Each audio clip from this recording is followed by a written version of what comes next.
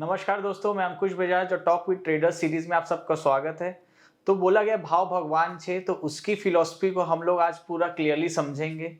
और विजय भाई आए हमारे साथ, जो कि बेसिकली मोमेंटम बेस्ड इन्वेस्टिंग करते हैं अपना, और काफ़ी अच्छा कर रहे हैं। यूट्यूब में भी काफ़ी सारे अपने कंटेंट ये शेयर करते हैं। सो वेलकम विजय भाई। थैंक यू और अंकुश भाई, आपने थैंक यू सो मच, आपने टाइम दिया। और हमने एक छोटा सा डिस्कशन ही किया था कि एक सीरीज आपके साथ करनी है, एक वीडियो आपके साथ करना है, तो उसको टाइम दिया आपने, उसके लिए नहीं, thank you so much. Thank you Ankush भाई। और मुझे बहुत अच्छा लगा कि आपने एटलीस्ट मेरे को वो लायक माना कि मैं आपके दर्शकों को मेरी कुछ चीज़ें बता सकूं। ओके। सो बेसिकली विजय भाई, आपका थोड़ा सा बैकग्राउंड के बारे में हम लोग जानते हैं कि कहाँ से आपने स्टार्ट किया था और कैसे मार्केट ने आपको चूज किया। ओके। इसके बारे में आप थोड़ा सा बताइए कि आपकी जर्नी कैसी रही, आपने कब स्टार्ट किया, कहाँ से स्टार्ट किया। सो मेरा कभी भी ऐसा प्लान नहीं था कि मैं स्टॉक मार्केट में आके कुछ इन्वेस्टमेंट या ट्रेडिंग के रिलेटेड काम करूंगा। मैं आप लोगों को मेरा बैकग्राउंड बता देता हूँ। मोस्टली बहुत सारे लोगों को पता है, मेरा जो एजुकेशन है वो कॉमर्स बैकग्राउंड से हुआ था। और मैंने कॉमर्स इसीलिए सिलेक्ट किया था बिकॉज मेरे घर से किसी ने आज तक कॉलेज में भी कोई गया ही नहीं था। ओ। तो जब ये मेरा स्कूलिंग ख़त्म हुआ तो हमारे सारे दोस्त कॉमर्स कर रहे थे, तो मैंने भी फिर कॉमर्स को एज अ आगे स्टडी सिलेक्ट किया। और स्टडी में इतना कुछ स्मार्ट नहीं था, एवरेज परसेंटेज आते थे 40-50। तो कॉलेज भी मुझे ठीक ठाक मिली थी। तो हम लोग नॉर्मली एक अपना चल रहा था कि कॉलेज करना है, कॉलेज के बाद जॉब करना है, वही एक लाइफ का गोल था। कॉलेज ख़त्म होने के बाद मैंने भी मेरे फ्रेंड्स के जैसे जॉब ढूंढना शुरू कर दिया। और फ्रैंकली आपको बताओ ना अंकुश भाई, मेरे को जॉब ही नहीं मिल रहा था। और वो बात है 2008 की, मतलब आप समझ लीजिए 2008 ऑलमोस्ट ख़त्म हो रहा था। ओके। और वो टाइम पे मैं जॉब ढूंढ रहा था मार्केट में, और कोई जॉब ही नहीं मिल रहा था, और ऐसे जॉब मिल रहे थे जो मेरे प्रोफाइल के रिलेटेड थे ही नहीं। तो मैंने फिर ऑलमोस्ट 6 महीना जॉब ढूंढने में लगा दिया। फिर बाद में मेरा एक फ्रेंड था, वो ऑलरेडी साड़ी की दुकान में काम करता था और वो बहुत साल से कर रहा था। उसने तो स्कूलिंग से ही छोड़ दिया था पढ़ना और वो साड़ी की दुकान में काम कर रहा था। तो हम लोग ऐसे ही शाम को मिलते थे सब दोस्त लोग साथ में। तो वो मुझे बोलता था कि अरे अभी तुझे जॉब नहीं मिल रहा है तो एक काम कर, तू थोड़े टाइम यहाँ पे काम कर ले, फिर जॉब मिलेगा तो चले जाना। वहाँ पे कहाँ पे साड़ी की दुकान में एचआर कौन होता है, कोई नहीं होता है, आपको जब आना है आओ, जब जाना है जाओ। तो मैंने फिर हमारे यहाँ पे एक दुकान थी, वहाँ पे काम किया। और वहाँ पे मेरा काम होता था ऐसे झाड़ू वगैरह मारना, पोता अच्छा। मारना। और वो साड़ी की दुकान में कांच वगैरह होते हैं ना, उसको सुबह सुबह पेपर से साफ करना। तो मैंने वो भी किया। बट कहीं ना कहीं मेरे मन में हमेशा एक सवाल आता था कि यार क्या ये मेरी लाइफ है? क्या मुझे यही काम करने के लिए मैंने पढ़ाई की है? या मतलब मैं ऐसे बैकग्राउंड से था कि ये काम करने के लिए मुझे थोड़ी शर्म आ रही थी। और आप सोच के देखो, वो आदमी को जो मतलब जस्ट उसने अपनी अभी कॉलेज खत्म की है और जिसने स्ट्रगल के नाम पे कुछ भी नहीं किया है, और उसको पहले ही ये करना पड़ रहा है। तो मैं ऐसा नहीं बोल रहा हूँ कि वो काम करना खराब होता है, बट मेरे लिए थोड़ा वो टाइम पे मुझे खुद ही शर्म आती थी, पता नहीं क्यों। अभी अगर आप मुझे बोलोगे तो मैं बिंदास खड़ा रह के करूंगा क्योंकि वो कॉन्फिडेंस आ गया है। पर वो टाइम पे तो वो भी नहीं था। तो मैंने उस तरीके से काम किया और फिर मुझे हमारे रिलेटिव के थ्रू मोतीलाल ओसवाल में जॉब मिल गया as a okay. Salesman. Okay. ये मैं बात कर रहा हूँ 2008 2009 की बात कर रहा हूँ। तो मैंने 6 महीने से लेके 7-8 महीने तक वो शॉप में काम किया था। उसके बाद मेरे को 2009 के टाइम पे मुझे साड़ी की दुकान में जॉब मिल गया था, अरे अपने मोतीलाल ओसवाल मोतीलाल में में। एज अ सेल्समैन मेरे को मिल गया था जॉब। तो मैं बहुत खुश हो गया था कि यार मेरे को फाइनली कोई कॉर्पोरेट कंपनी में काम मिल गया है, और अभी बोलने के लिए कुछ तो है कि मोतीलाल ओसवाल में काम करता हूँ। और मोतीलाल ओसवाल वाले ना ऐसे सेल्स मैनेजर लिखते थे, हम्म। मैन नहीं लिखते थे। तो एक प्राउड फील होता था कि यार सेल्समैन हूँ मैं। तो वहाँ पे मैंने काम किया 2 साल और मैंने रियलाइज़ किया कि यार स्टॉक मार्केट भी कोई चीज़ है। और वो टाइम पे क्या होता था, आपको एक कंप्यूटर दिया जाता था और आपके ऊपर आपका जो टीम लीडर होता था उसके नीचे 100 लोग होते थे। वो 100 लोगों को मैनेज कर रहा है, और 100 लोगों के बीच में उन्होंने समझो कि 20 कंप्यूटर दिए हैं। वो टाइम पे लैपटॉप का इतना चलन नहीं था। तो डेस्कटॉप में आपको 3-3 4-4 लोगों को एक डेस्कटॉप यूज़ करना है। और सीआरएम करके एक सॉफ्टवेयर होता था सेल्स का, हम्म। जिसमें आपको सुबह अपडेट करना है सारी चीज। 100 लीड आ जाती थी। और जैसे हमको अभी कॉल करके लोग हाँ। परेशान करते हैं, वैसे शायद मैंने भी आपको कॉल किया होगा कभी। ये सही। बात मैं कर रहा हूँ 2009 की। ओके। तो वो टाइम पे मैं सेल्स करता था, कॉलिंग करता था। जैसे मेरे को मीटिंग मिलती थी मैं वैसे अपनी बैग लेके मीटिंग के लिए चले जाता था। तो वो ज़माना वो था जब एक अकाउंट खोलने के लिए आपको फॉर्म भरना पड़ता था, 40-50 सिग्नेचर लगती थी। मैंने वैसे स्टार्ट किया और 2011 में जब मार्केट 20-25% गिरा, मैं इंडेक्स की बात कर रहा हूँ, जब मार्केट 20-25% गिरा, वो टाइम पे हमारे ब्रोकर ने बहुत सारे लोगों की जॉब कट की थी।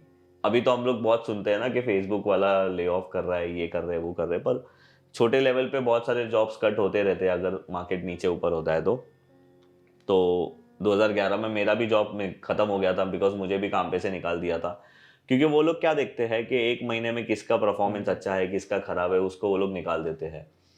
उसके बाद मैंने ये सोचा कि यार अभी मुझे ये स्टॉक मार्केट में ही काम करना है, क्योंकि अभी मैंने 2 साल 2.5 साल इधर दिया और मैंने ये चीज़ समझ ली थी कि यार यहाँ पे ब्रोकरेज अच्छी बन रही है। खैर अभी तो सब जीरो ब्रोकरेज, डिस्काउंट ब्रोकरेज हो गया है। वो टाइम पे वहाँ पे 50 पैसा, 1%, ऐसे 75 पैसा ऐसा ब्रोकरेज होता था। अगर आप 1 लाख की डिलीवरी ले रहे हो अभी तो आपको फ्री है। वो टाइम पे ब्रोकर को 500 रुपया मिलता था, 700 रुपया मिलता था। तो मैंने सोचा कि यार मैं ब्रोकर बन जाता हूँ और अभी सेल्स का मेरे पास एक्सपीरियंस है। और फिर मैंने एंजल ब्रोकिंग में अपनी ब्रोकिंग का करियर शुरू किया। मैंने फ्रेंचाइजी लेके एंजल ब्रोकिंग के साथ, जो अभी एंजल 1 है, उसके साथ मैंने अपना करियर शुरू किया। और 2011 से लेके आप बोल सकते हो कि वो टाइम से मेरा ऐसा स्ट्रगल शुरू हो गया कि मेरे को सिर्फ अकाउंट लाना आता था, उसको मेंटेन कैसे करना है, क्लाइंट को गाइड क्या करना है, वो सब नहीं आता था। तो मैंने वो सारी चीज़ें सीखी। पर क्या होता था ना कि अभी जैसे यूट्यूब अवेलेबल है, अभी बहुत सारे प्लेटफॉर्म ऐसे हैं जहाँ पे आप जाके चीज़ों को समझ सकते हो। और 2011 में ऐसा कोई प्लेटफॉर्म नहीं था और वो टाइम पे अगर आप यूट्यूब चला रहे हो तो वो एक लग्जरी माना जाता था। क्योंकि वो टाइम पे 1 GB के लिए आपको 750-800 रुपये देने पड़ते थे। आपके फ़ोन में इंटरनेट होना ही बड़ी बात होती थी। और वो टाइम पे खैर ऐसे फ़ोन सबके पास थे भी नहीं जिसके अंदर यूट्यूब चले। तो मैं ऑफिस में बैठ के यूट्यूब में कुछ ना कुछ मतलब इंडिया के बाहर वाले लोगों के कंटेंट देखते रहता था। तो कभी मैंने आरएसआई सीखा, तो मैंने आरएसआई को अप्लाई किया। फिर 6 महीने बाद उसमें मैं ऐसा सीखता था ओवरबॉट ओवरसोल्ड वाला कॉन्सेप्ट। 6 महीने बाद वो परफॉर्म नहीं कर रहा था। उसके बाद मैंने सोचा कि यार आरएसआई नहीं अच्छा है, चलो हम लोग बॉलिंजर बैंड सीखते हैं। तो मैंने बॉलिंजर बैंड सीखा, वो भी 2-3 महीना चला, बाद में नहीं चला। फिर स्टोकेस्टिक सीखा, फिर मूविंग एवरेज सीखे, फिर ऐसे बहुत सारे क्रॉस ओवर सीखे। तो एक टाइम पे मेरे चार्ट्स के अंदर कम से कम 15 से 16 इंडिकेटर लगे रहते थे। हॉपिंग और होती रहती थी और एक इंडिकेटर से दूसरे इंडिकेटर। हाँ, और मैं कंफ्यूज होते रहता था कि अभी बाय करना है या सेल करना है। और ऐसा बहुत रेयर होता था जब सारे इंडिकेटर एक बात बोल रहे हो। और ऐसे करते करते मेरी स्ट्रगल समझो ना आप 5-6 साल चली, कि मुझे पता ही नहीं चला कि मार्केट में क्या चीज़ को फॉलो करना चाहिए जिससे आप एक प्रॉफिटेबल ट्रेडर बन सकते हो। प्रॉफिटेबल छोड़ो, आप लॉस ना करो, वो भी मुझे नहीं पता चलता था। तो एक दिन क्या हुआ ना कि हमारे यहाँ पे, जैसे मैं एंजल की शेयरिंग ऑफिस में बैठता था, एज अ फ्रेंचाइजी ली थी तो हमने, तो वहाँ पे है ना आईटी वाले होते हैं। अगर वहाँ पे 10 ब्रोकर बैठते हैं तो 10 ब्रोकर को संभालने के लिए एक आईटी वाला होता है।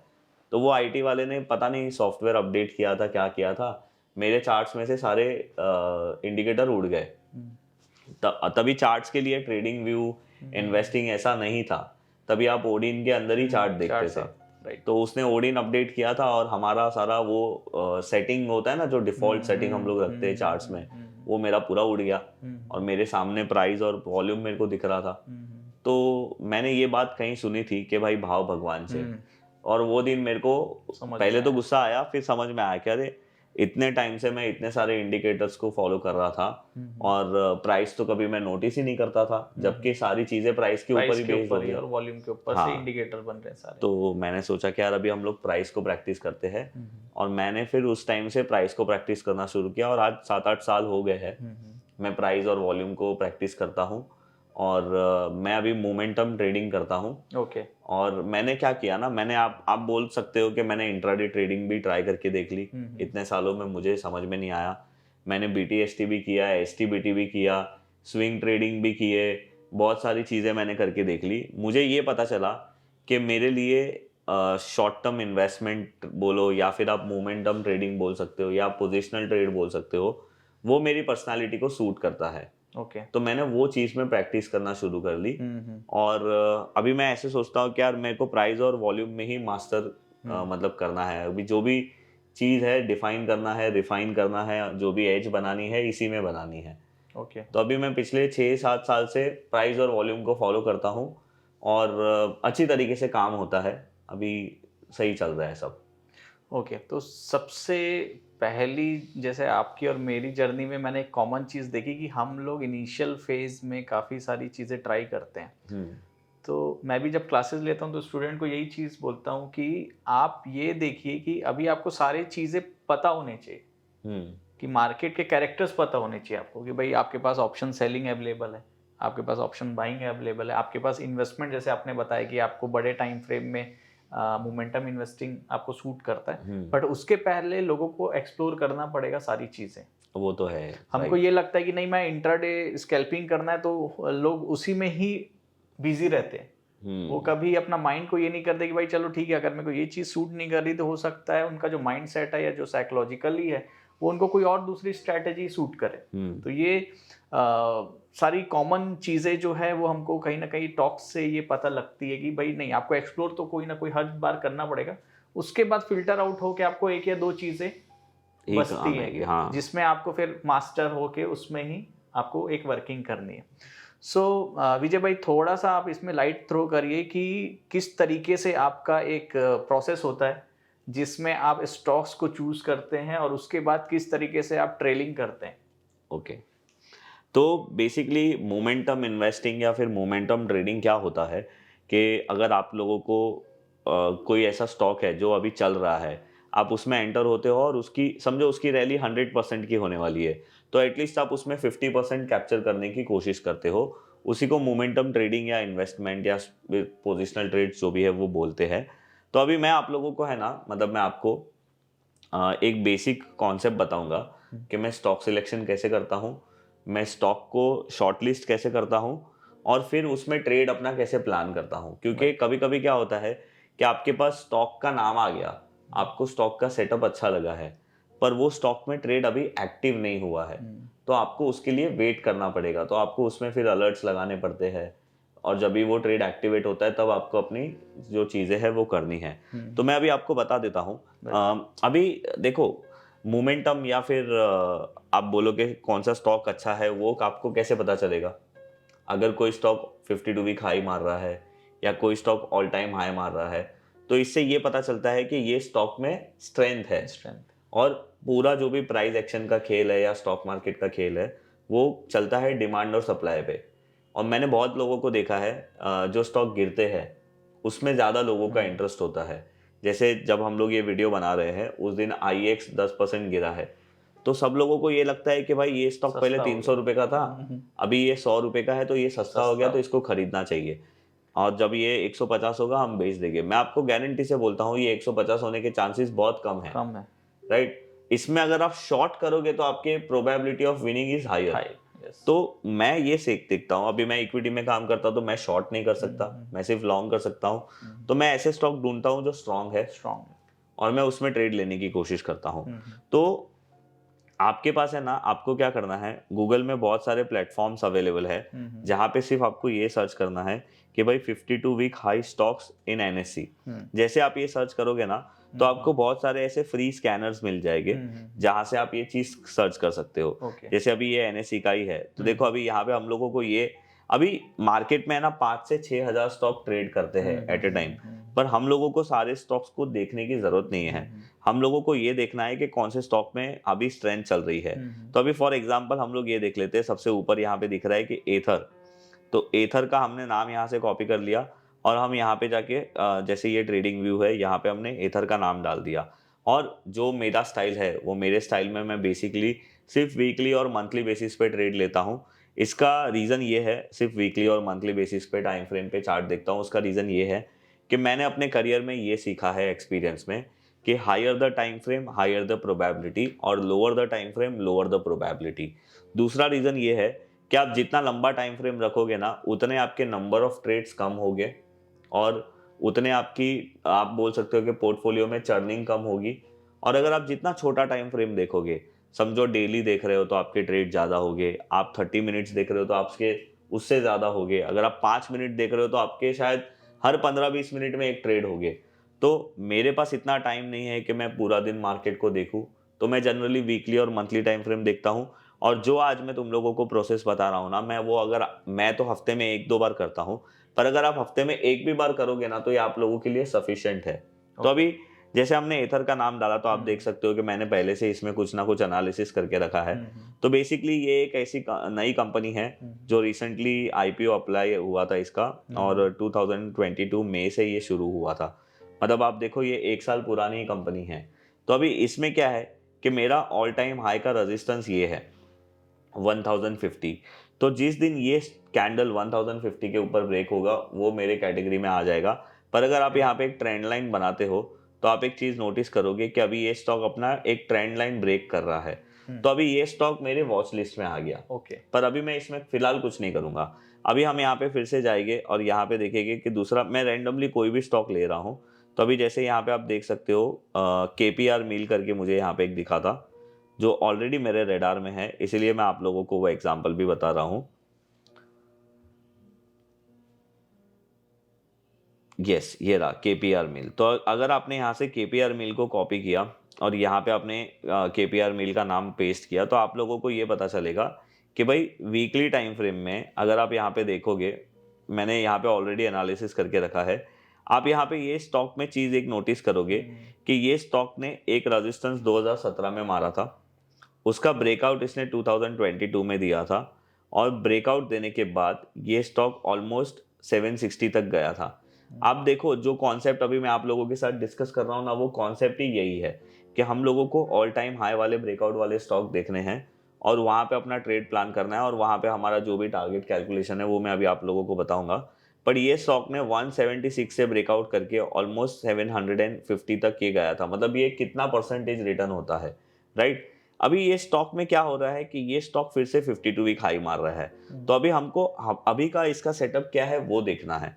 तो अभी आप यहाँ पे देख सकते हो कि हाई मारने के बाद ये स्टॉक नीचे आया था, फिर वापस से उसने एक अटेम्प्ट किया, वापस नीचे आया, फिर एक अटेम्प्ट किया, फिर नीचे आया, और फिर अभी वो एक अपने मेन रेजिस्टेंस को ब्रेक करने आ रहा है। तो अभी ऐसे केस में मैं क्या करूंगा, उसके मेजर रेजिस्टेंस को यहाँ पे मार्क कर लूंगा।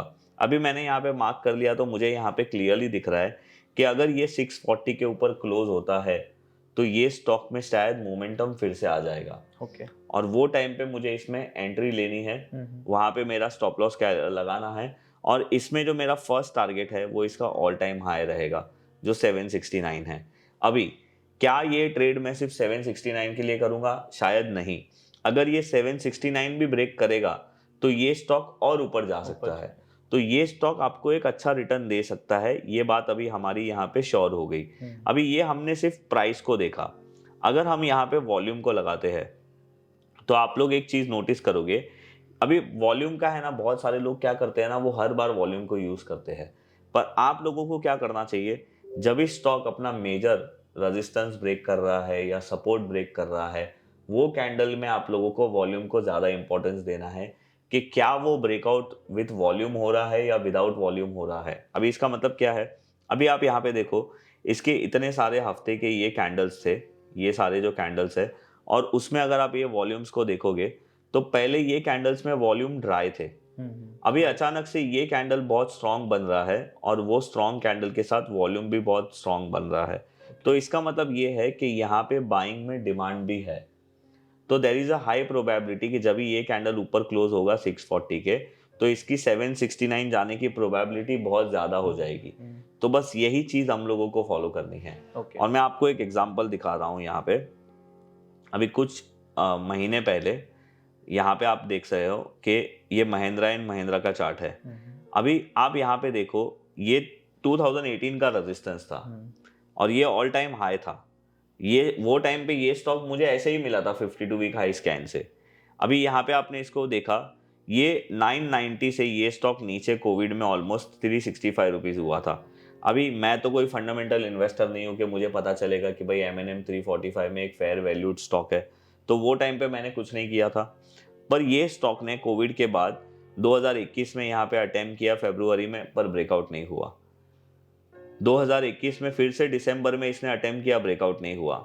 फिर से इसने थर्ड अटेम्प्ट किया 2022 मई में, तब इसने ये ब्रेकआउट कंप्लीट कर दिया।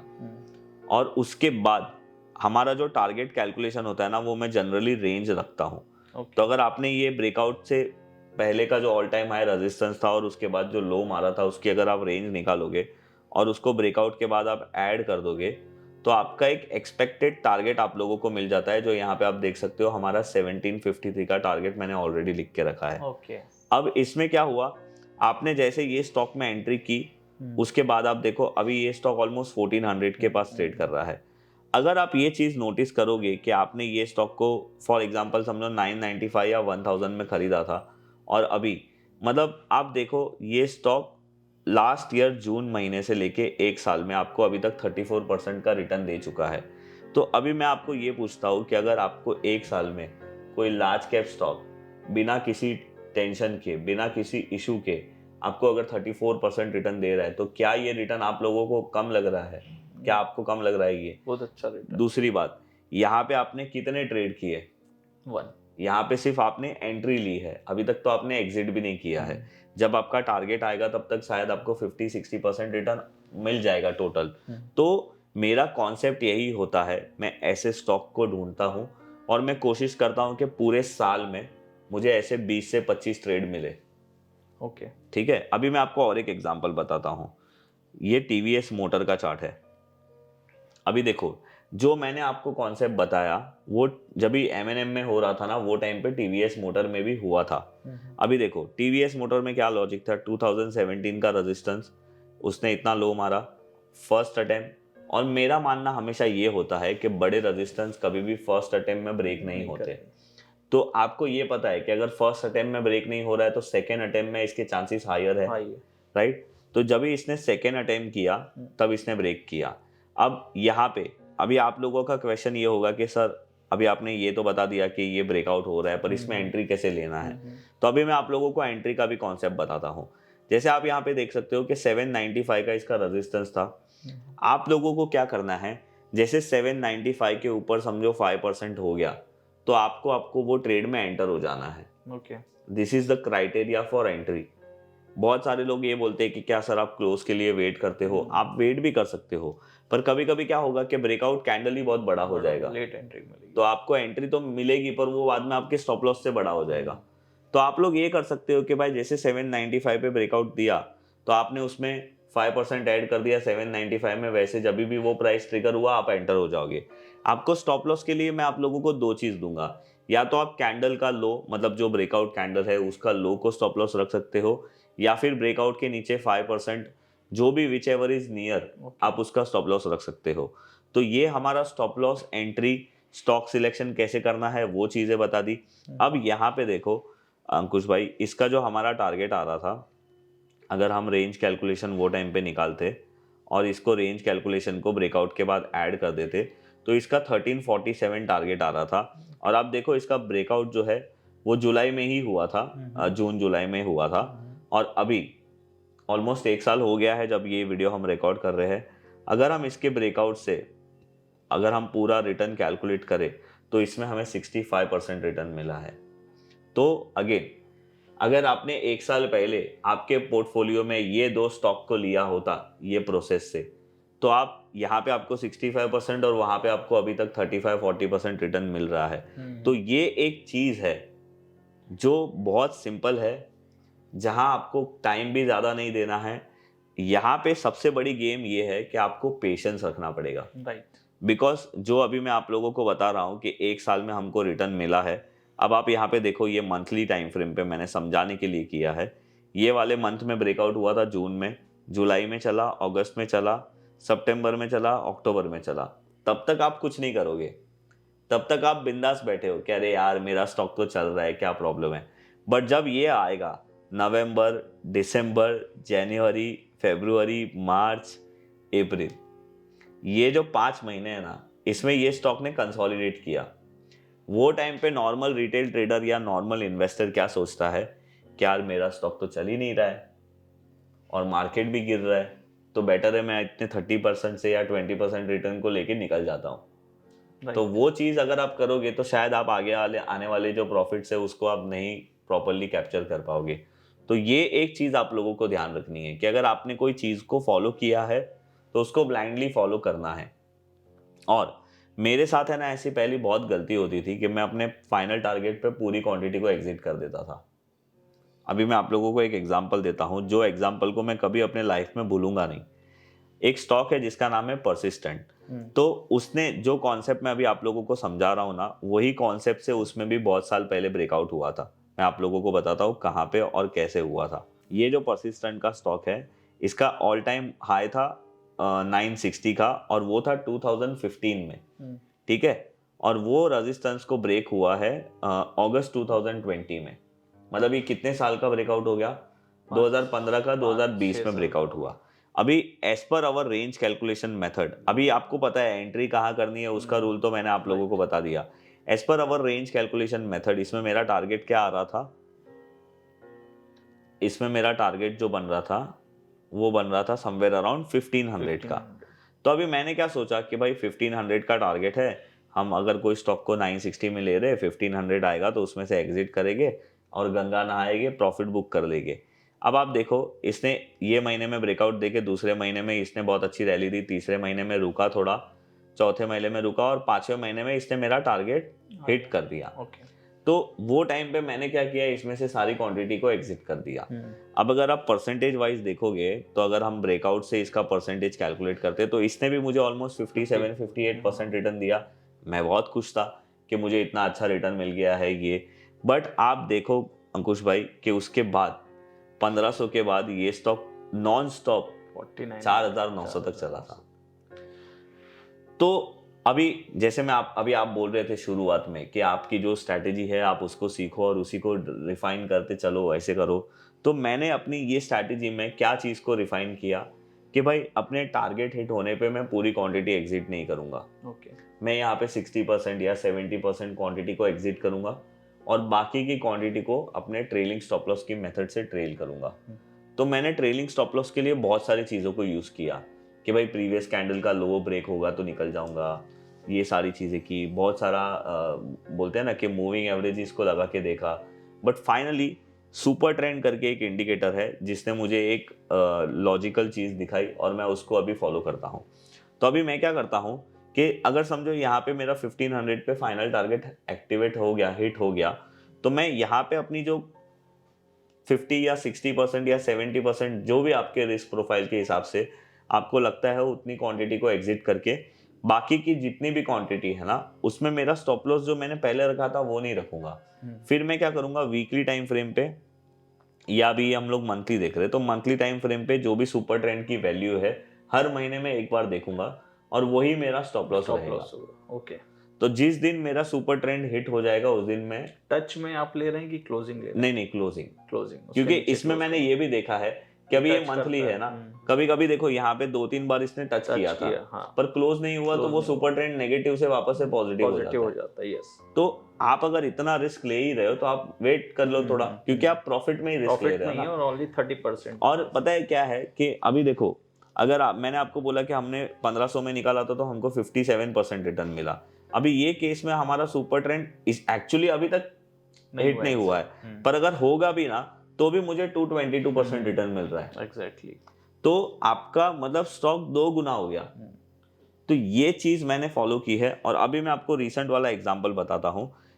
अभी ये हमारा एक केवीआईटी करके स्टॉक है, और मैं सुपर ट्रेंड की वैल्यू को अपने फर्स्ट टारगेट हिट होने के बाद ही अप्लाई करता हूँ। तो अभी जैसे केपीआईटी आप यहाँ पे देख रहे हो, हमने केपीआईटी में एंट्री लिया था समवेयर अराउंड 600 से 700 के आसपास। अभी केपीआईटी में मेरा जो फर्स्ट टारगेट था, सेम लॉजिक है, यहाँ पे रेंज कैलकुलेशन लगाओ, ब्रेकआउट के बाद ऐड कर दो, तो आप देख सकते हो कि मेरा फर्स्ट टारगेट आ गया है। अभी मैंने मतलब 2 दिन पहले ही केपीआईटी में से 50% प्रॉफिट बुक किया है, और अभी मैं अपनी जो केपीआईटी का जो मेरा नया स्टॉप लॉस है वो ये है 865। तो अभी केपीआईटी को चलने दो, अगर ये मल्टी बैगर है तो मल्टी बैगर हो जाएगा, अगर नहीं है तो स्टॉप लॉस हिट हो जाएगा। पर अगर ये स्टॉक स्टॉप लॉस भी हिट करेगा तो क्या है, मैं थोड़ा सा प्रॉफिट कम करूंगा। पर आप इमेजिन करो, अगर आपने हर पूरे साल में 20 स्टॉक लिए हैं, 20 स्टॉक में से आपको गलती से एक स्टॉक भी मल्टी बैगर मिल गया परसिस्टेंट जैसा, तब क्या करोगे? फिर आपको मतलब जितना आपने रुका है, आपने जो भी किया है उसमें आपको बहुत अच्छा रिटर्न मिल जाएगा। तो ये मेरा सिंपल प्रोसेस है। और मैं आपको अगर मेरे पूरे प्रोसेस को समराइज करके 3 चीज में बोलूँ ना, तो मैं सिर्फ 3 चीज़ को देखता हूँ, टाइम, प्राइस और वॉल्यूम। ओके। बड़े टाइम का ब्रेकआउट होना चाहिए, अच्छे प्राइस के साथ ब्रेकआउट होना चाहिए और ब्रेकआउट के टाइम पे वॉल्यूम ज़्यादा होना चाहिए। ओके। अगर ये तीनों का मिलन एक जगह पे होता है तो वो मेरे लिए गोल्डन अपॉर्चुनिटी है। ग्रेट। तो ये मेरी सिंपल स्ट्रैटेजी है। और मैं आपको और एक चीज़ बताता हूँ कि ये स्ट्रैटेजी जब से मैं फॉलो कर रहा हूँ ना, मैं मार्केट में पीसफुली पैसे कमा रहा हूँ। हाँ, कोई आदमी 50% 60% कमाता होगा, मैं उतना नहीं कमाना चाहता क्योंकि मैं उतना टाइम ही इन्वेस्ट नहीं कर रहा हूँ। मैं सिर्फ कमाना चाहता हूँ 25 से 20% रिटर्न, और मेरे को अगर वो हर साल रिटर्न कंसिस्टेंटली मिलेगी तो मैं बहुत खुश हूँ। ओके। क्योंकि जितना टाइम मैं मार्केट में इन्वेस्ट कर रहा हूँ उसके अगेंस्ट में ये रिटर्न बहुत अच्छे हैं। राइट। तो विजय भाई थोड़ा सा, और सबसे पहली चीज़ तो थैंक यू, क्योंकि आपने जो इतना सिंप्लीफाई किया है, और बहुत लोग इतने क्लियरली बात नहीं करते हैं जितना आपने बताया, और जितना इजी वे में बताया। डेफिनेटली लोगों को बहुत इससे हेल्प मिलेगा। सेकंड चीज़, जैसे मोमेंटम इन्वेस्टिंग हम लोग भी करते हैं, हमारा भी एक पोर्टफोलियो है वेगा, हम्म। उसमें भी हम लोग 20 स्टॉक्स बाई करते हैं, हम्म। और कहीं ना कहीं यही हम लोग ब्रेकआउट्स देखते हैं। तो उसमें मैंने एक पर्सनल देखा है कि कई बार हम लोग को एक सेम सेक्टर से रिलेटेड ही स्टॉक्स रिपीट होते रहते हैं। हाँ। जैसे हम लोग डिस्कस कर रहे थे कि भाई ऑटो में मल्टीपल स्टॉक्स मेरे को हो रहे हैं, तो मोमेंटम में मेरे को लगता है एक कहीं ना कहीं एक और जो आपका चीज़ है जो आपके रिटर्न्स को इफेक्ट कर सकती है, वो है आपका एक तरीके से एलोकेशन, कि आप किस स्टॉक्स को कितना एलोकेट कर रहे हैं, या किस स्टॉक्स को कितना परसेंट आप एलोकेशन दे रहे हैं सेक्टर वाइज। सो आपका इसमें क्या आउटपुट इनपुट है, कि क्या आपका एक स्वीट स्पॉट होना चाहिए स्टॉक से मेरा, रिलेटेड? हाँ, देखो मेरा इसमें मानना ये है कि हम लोगों को सेक्टर वाइज एलोकेशन करने की जगह पे हम लोगों को ये सोचना चाहिए कि भाई आपका रिस्क कितना है। अभी मैं आपको बताऊं, जैसे आपने अभी बोला कि भाई ऑटो सेक्टर के हमने स्टॉक डिस्कस किए। अब आप ये देखो, जब ये ऑटो सेक्टर के स्टॉक्स में ब्रेकआउट आया था ना, ये निफ्टी ऑटो का मंथली टाइम फ्रेम का चार्ट है। अब देखो जुलाई मंथ में सेम कॉन्सेप्ट है, यहाँ पे रेजिस्टेंस था, फर्स्ट अटेम्प्ट सेकेंड अटेम्प्ट में ब्रेकआउट हुआ था जुलाई 2022। ये ऑटो इंडेक्स का चार्ट है। अगर ऑटो इंडेक्स के चार्ट में ब्रेकआउट हो रहा है तो ऑब्वियसली बात है ऑटो स्टॉक्स में मोमेंटम आएगा। और हमारा काम क्या है, मोमेंटम ट्रेडिंग करना ना। तो अगर आप जो सेक्टर में मोमेंटम है उसमें आप पूरा पैसा नहीं लगाओगे तो आप पैसा कैसे कमाओगे? ओके। आप ऐसा सोचोगे कि नहीं, मैं मेरे 1000 रुपये में से सिर्फ 200 रुपया ही एक सेक्टर में लगाऊंगा, तो आप अपने रिटर्न को खुद ही किल कर रहे हो। तो वो रिस्क तो आपको लेना पड़ेगा, राइट? बट अगर आप अभी ऐसा सोचो कि आप एक सेक्टर की बात मत सोचो, आप हर एक ट्रेड के हिसाब से सोचो। आप सोचो कि भाई मैंने ये ट्रेड लिया है, मेरा कैपिटल 10 लाख रुपया है, मैं एक ट्रेड में 25,000 का रिस्क लेता हूं। कितना परसेंट रिस्क हो गया वो कैपिटल के ऊपर? 2.5%। 2.5%। ठीक है, तो आप पोजीशन साइजिंग कैलकुलेट कर लो कि भाई मेरा एंट्री प्राइस 100 रुपया है, मेरा स्टॉप लॉस समझो 90 रुपया है, तो मैं 25,000 से 10 रुपए को डिवाइड करूंगा, जितनी क्वांटिटी मेरी बैठती है उतनी क्वांटिटी ही खरीदो। इससे क्या होगा कि आप अपने हर एक स्टॉक में एक लिमिटेड रिस्क अपने दिमाग में रख के आप ट्रेड ले रहे हो। आपको पता है स्टॉप लॉस जब हिट होगा आपको 25,000 ही लगने वाला है। यहाँ पे गेम रिस्क टू रिवॉर्ड का है।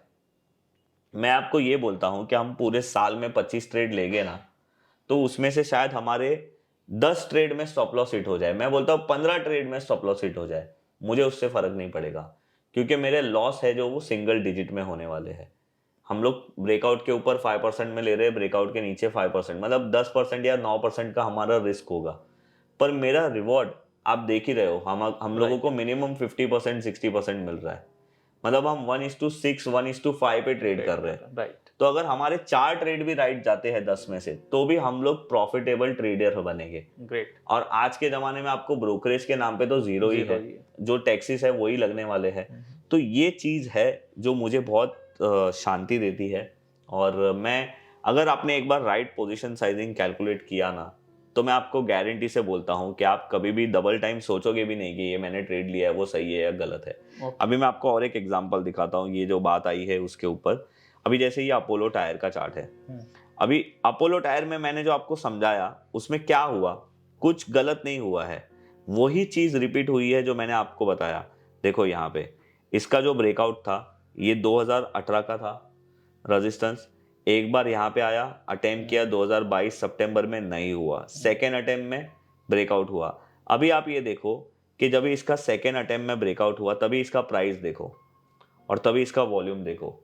दो चीज़ हमारी फुलफिल हो गई। तीसरी चीज़ हमारा टाइम, टाइम ऑलमोस्ट 4 साल के 4 बाद साल ब्रेकआउट हो रहा था।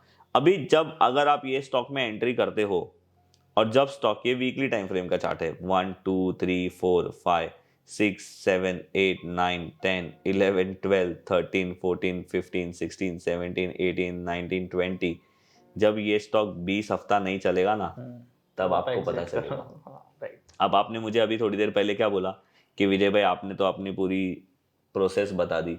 मैं आपको गारंटी से बोलता हूं कि अगर आपको राकेश झुनझुनवाला जी, जो बेचारे अभी हमारे साथ नहीं है, अगर वो भी आके अपना सीक्रेट आपको बता देना तो भी आप पैसा नहीं कमा सकोगे। क्यों? क्योंकि आपका माइंडसेट वैसा नहीं है। राइट, राइट, बिलीफ सिस्टम नहीं है यस। जो चीज तो होती है। यहाँ पे देखो 3 महीना जब ये 4 महीना जब ये स्टॉक कंसोलिडेट कर रहा था ना, मैं बोलता हूं कि कोई आदमी जिसके पास मेरे से भी ज्यादा पैसा है ना, वो ये स्टॉक में से निकल जाता था। क्योंकि उसको यही लगता था कि यार चल ही नहीं रहा है, हाँ, मेरा स्टॉक नहीं चल रहा है, दूसरा स्टॉक चल रहा है। और आप देखो इसमें अभी हमारा टारगेट क्या आ रहा है, आप वो देखो। इसका हमने रेंज कैलकुलेशन किया और ये स्टॉक को हमने ब्रेकआउट के बाद रेंज लगा दी। आपको यहाँ पे दिखेगा अभी ये 400 के आसपास ट्रेड कर रहा है, इसका टारगेट 540 आ रहा है। तो अभी तो मेरा ये गेम शुरू हुआ है। शुरू है।